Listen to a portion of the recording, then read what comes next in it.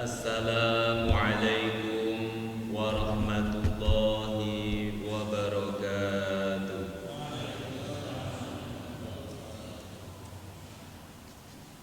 Bismillahirrahmanirrahim. Alhamdulillahi rabbil alamin. Wassalatu wassalamu ala khatimil anbiya'i wal mursalin. Rabbi shrah li sadri wa yassir li amri wahlul 'uqdatam min lisani yafqahu qawli. Amin. Amma ba'du. Bapak Ibu jamaah Masjid Al-Aqsa yang dimuliakan oleh Allah Subhanahu wa ta'ala, alhamdulillahirabbil alamin. Pada kesempatan pagi yang penuh dengan barokah ini, kita dalam kondisi sehat walafiat. Semoga Allah Subhanahu wa ta'ala senantiasa menjaga kesehatan kita ini, dan kita niatkan untuk terus beribadah kepada Allah. Amin. Bapak Ibu jamaah rahimani wa rahimakumullah, sesuai dengan apa yang telah diinformasikan oleh takmir kepada saya, tema yang akan kita bahas adalah antara Sya'ban dan Ramadan. Kemudian ditegaskan lagi oleh takmir keutamaan atau fadilah dari Sya'ban dan Ramadan. Bapak Ibu jamaah rahimani wa rahimakumullah, di kesempatan ini kita akan ngaji kitab dari referensi sumber. Ini saya membawa kitab At-Tibyan fi Fadhail wa Ahkam Sya'ban yang ditulis oleh Syekh Abdullah Rafiq As-Suti.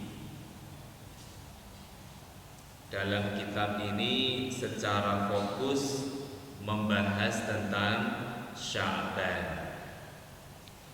Di sini saya juga membawa kitab yang mungkin lebih populer untuk Bapak Ibu sekalian, yaitu kitab Riyadhus Shalihin.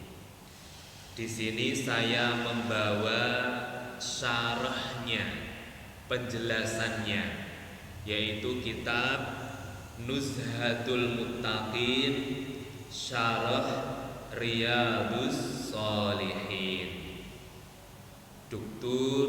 Mustafa Said Al-Khan. Langsung saja Bapak Ibu jamaah rahimani wa rahimakumullah, kita sekarang di bulan Sya'ban tanggal 10 ya kalau tidak salah. Bapak Ibu, bulan Sya'ban dan lebih difokuskan pada nisfu Sya'ban itu memiliki nama lain atau diberi nama Lailah Mubarakah. Lailah Mubarakah, malam yang diberkahi. Min azimi fadli Sya'bana annallaha yattali'u fihi 'alal ibadi fi lailati nisfihi fayaghfiru lahum jami'an illa man istasnathul ahadits allati sahhahaha ba'dul muhadditsin. Karena agungnya keutamaan dari bulan Sya'ban ini, atau di antara bukti besarnya fadilah dari bulan Sya'ban ini adalah Allah Subhanahu wa ta'ala secara khusus memperhatikan hamba-hambanya di malam nisfu Sya'ban. Kemudian apa? Allah mengampuni mereka semuanya kecuali orang-orang yang dikecualikan, sebagaimana hadis-hadis sahih. Jadi bukti bahwa Sya'ban itu Lailah Mubarakah, malam yang diberkahi. Di situ Allah Subhanahu wa ta'ala membuka pintu selebar-lebarnya untuk memberi ampunan. Tentu kita semua membutuhkan itu, karena sungguh beruntung Bapak Ibu ketika seseorang menghadap kepada Allah dalam kondisi sudah diampuni. Bagaimana hadisnya? An Abi Musa al-Ash'ari qala Rasulullah sallallahu alaihi wasallam, innallaha la yattali'u fi lailatin nisfi min Sya'bana fayaghfiru li jami'i khalqihi illa li musyrikin au musyahin.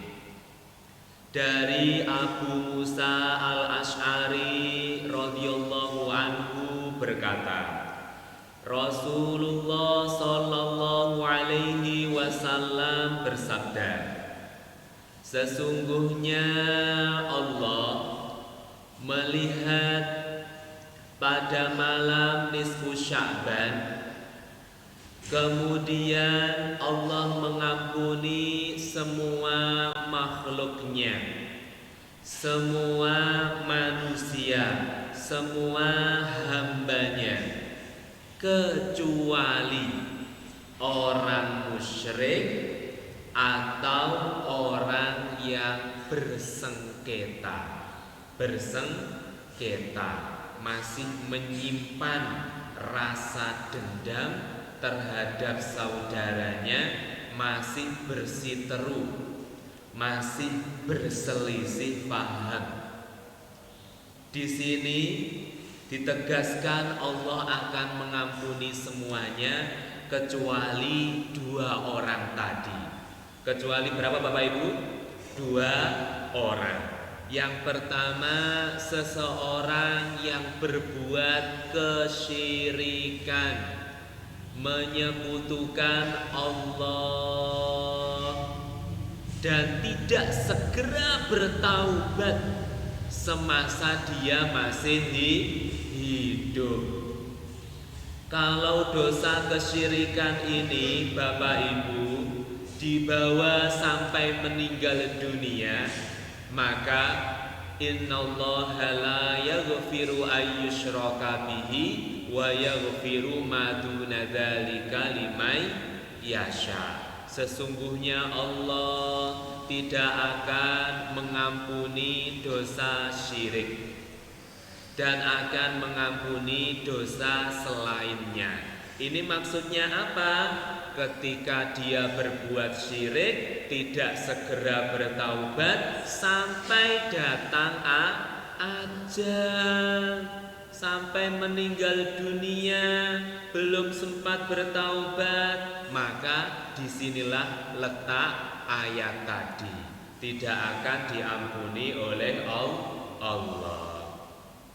Kecuali kalau seseorang, Bapak Ibu, mungkin karena kekurang fahamannya terhadap agama, terpeleset pada dosa kesyirikan, kemudian ikut majelis taklim, ada penjelasan, oh ternyata itu syirik ya, kemudian segera sadar, segera menyesal, segera bertaubat kepada Allah, maka pintu taubat Allah terus terbuka untuknya selama masih hidup. Ustadz, kita sudah paham insya Allah Ustadz, untuk syirik itu dosa besar. Alhamdulillah. Namun Bapak Ibu, terkadang ada yang tidak disadari, padahal itu syirik. Misalnya apa? Begini, di daerah saya Nganjuk, lebih fokusnya di daerah Lengkong, itu ada jalan memang rawan kecelakaan. Di situ sering terjadi kecelakaan. Kemudian entah apa, masyarakat setempat punya keyakinan kalau lewat tempat situ harus ngebel dulu, izin dulu agar tidak diganggu, membunyikan klakson dulu, khawatir nanti ada mara bahaya.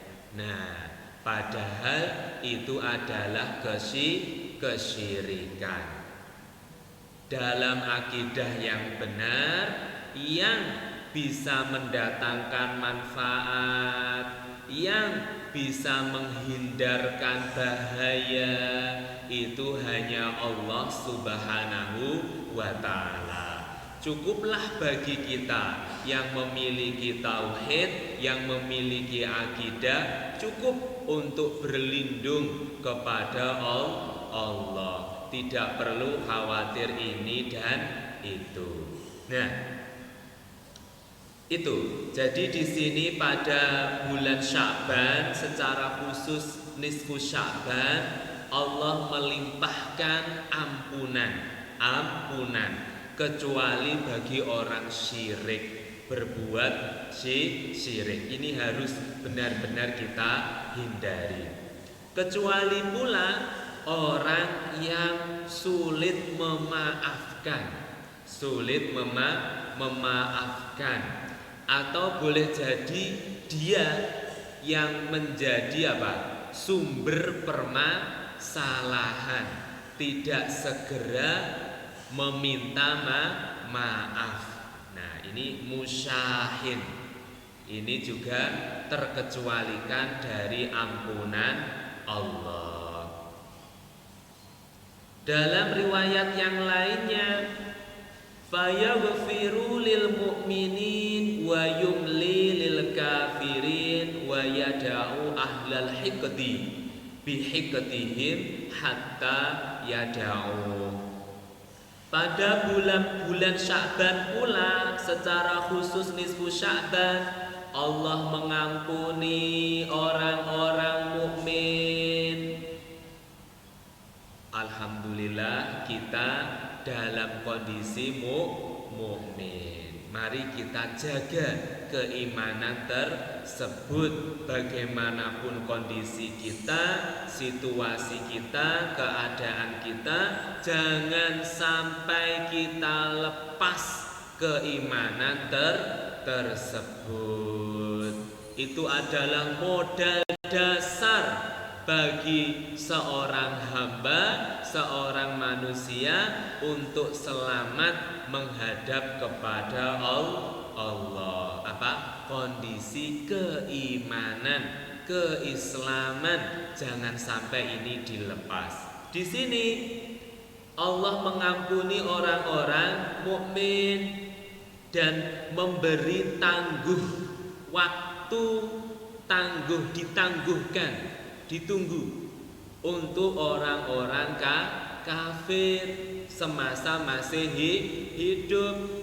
Boleh jadi dia mendapatkan hidayah, kemudian menjadi mu'alaf, menjadi muslim. Nah, orang kafir tidak termasuk yang diampuni oleh Allah pada bulan Sya'ban. Dan juga dikecualikan di sini orang-orang yang hiqd, hasud, iri, dengki,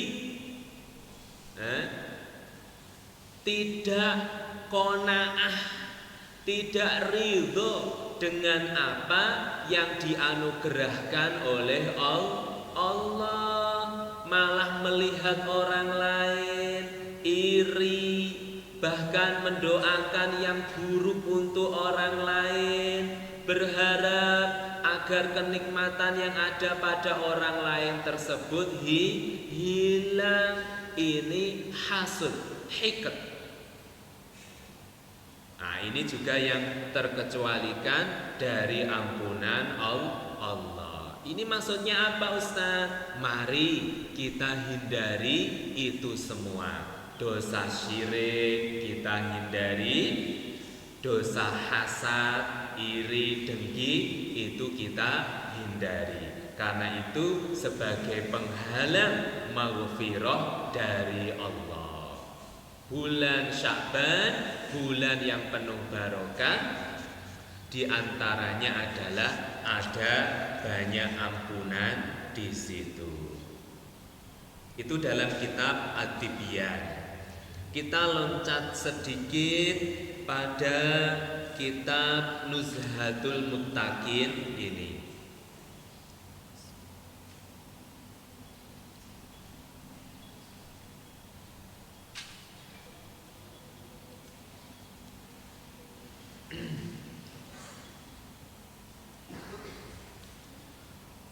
Di sini dalam babu bayani fadli saumil muharram wa sya'bana wal ashhur al hurum. Bab penjelasan keutamaan dari puasa Muharram, Sya'ban dan ashhur hurum. Hadis yang kedua, An Aisyah radhiyallahu anha qalat lam yakunin nabiyyu sallallahu alaihi wasallam yasumu min syahrin aktsara min Sya'ban fa innahu kana yasumu Sya'bana kullah wa fi riwayatin kana yasumu Sya'bana illa qalila, muttafaqun alaih. Dari Aisyah radhiyallahu anha. Siapa Bapak Ibu? Aisyah. Aisyah ini siapa Bapak Ibu? Istri Rasulullah. Banyak hadis yang diriwayatkan oleh Aisyah, terutama hadis-hadis yang menceritakan keadaan Rasulullah yang secara khusus diamati, dilihat oleh Aisyah. Bagaimana Rasulullah tatkala di kamar mandi, bagaimana Rasulullah tatkala di rumah, dan seterusnya. Bagaimana hadis ini? Aisyah berkata, Rasulullah Nabi Muhammad sallallahu alaihi wasallam tidaklah puasa pada suatu bulan lebih banyak melebihi bulan Sya'ban. Sesungguhnya beliau ini puasa Sya'ban seluruhnya, seluruh Sya'ban. Di riwayat yang lainnya Rasulullah puasa Sya'ban kecuali di hari-hari yang sedikit. Jadi lebih banyak puasanya daripada tidaknya. Bagaimana penjelasannya? Fadlu siyami fi Sya'ban li'anna Nabiyya sallallahu alaihi wasallam kana yukthiru minas siyami fihi. Wal hikmatu fi tafdilihi huwal isti'dadu li liqa'i Ramadhana. Di sini ditegaskan keutamaan puasa secara khusus. Puasa secara khusus. Nanti akan diikuti dalil umum yang di situ memberi motivasi untuk lebih meningkatkan ibadah secara umum, apapun ibadahnya, bisa tilawatul Quran, bisa sedekahnya, bisa sholat sunnahnya. Tapi yang secara khusus dijelaskan banyak hadis itu berkaitan ibadah puasa. Keutamaan puasa di bulan Sya'ban, karena Nabi Sallallahu Alaihi Wasallam memperbanyak puasa di dalamnya. Apa hikmahnya? Apa hikmah dari dorongan ini? Karena itu sebagai persiapan untuk berjumpa dengan bulan Ramadan. Persiapan menyambut bulan mulia. Puasa Sya'bannya hukumnya sunnah. Nah, seperti itu. Sebelumnya mungkin perlu saya jelaskan. Jadi ketika kita jumpai keutamaan ibadah tertentu, itu terkadang ada yang menjelaskan keutamaan dari ibadah yang wajib. Ibadah yang wajib. Bulan Ramadan puasa, itu banyak sekali dalil-dalil tentang keutamaannya. Wajib puasa Ramadan. Ada dalil-dalil berupa perintah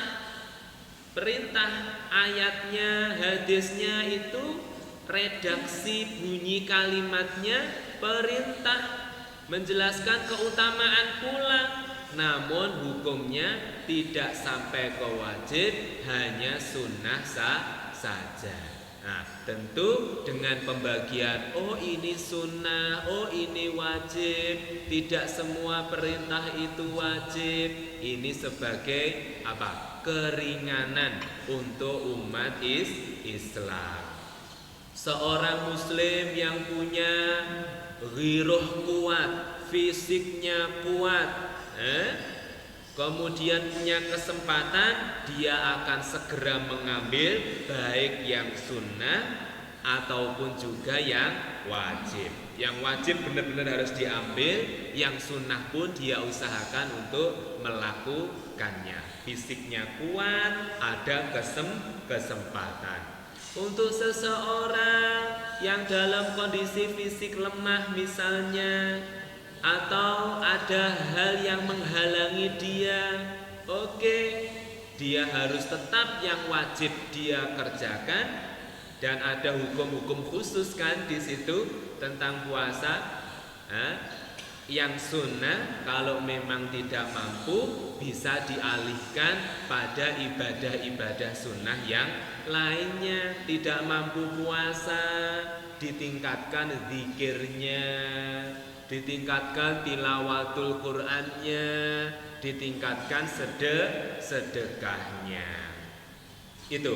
Jadi di sini Rasulullah memperbanyak puasa di bulan Sya'ban untuk hikmahnya persiapan berjumpa dengan bulan Ramadan. Semoga Allah memberi kesehatan untuk kita semua sehingga bisa berjumpa bulan Ramadan, lancar puasanya. Amin. Kemudian apa hikmah yang lainnya? Kenapa Rasul memperbanyak puasa di bulan Sya'ban? Li'annahu syahrun turfa'u fihil a'malu ilallahi ta'ala. Karena pada bulan itu, bulan Sya'ban, amalan-amalan kita sebagai hamba, sebagai ibad diangkat kepada Allah. Amalan-amalan kita. Nah, ini sebagaimana hadis faqad rawa an-Nasa'i an Usamah qultu ya Rasulullah sallallahu alaihi wasallam lam araka tasumu min syahrin minasyuhuri ma tasumu min Sya'ban qala dzaka syahrun yaghfal annasu anhu baina Rajab wa Ramadan wa huwa syahrun turfa'u fihil a'mal ila rabbil alamin fa uhibbu an yurfa' amali wa ana sha'im. Diriwayatkan oleh Imam Nasa'i dari sahabat Usamah. Siapa Bapak Ibu? Usamah. Dia bertanya, saya berkata kepada Rasulullah, wahai Rasulullah sallallahu alaihi wasallam, tidaklah saya melihat engkau wahai Rasul puasa di suatu bulan dari bulan-bulan yang lainnya melebihi puasa pada bulan Sya'ban. Wahai Rasulullah, saya lihat, kata Usamah, di bulan-bulan yang lainnya engkau kurang, maksudnya lebih banyak puasa di bulan Sya'bannya daripada bulan yang lainnya, Mengapa seperti itu wahai Rasul? Rasulullah menjawab, nah ini hikmahnya yang lain. Dzaka syahrun, itulah bulan Sya'ban yang banyak manusia lalai darinya. Lalai. Bulan di antara Rajab dan Ramadan banyak dilalaikan, diabaikan.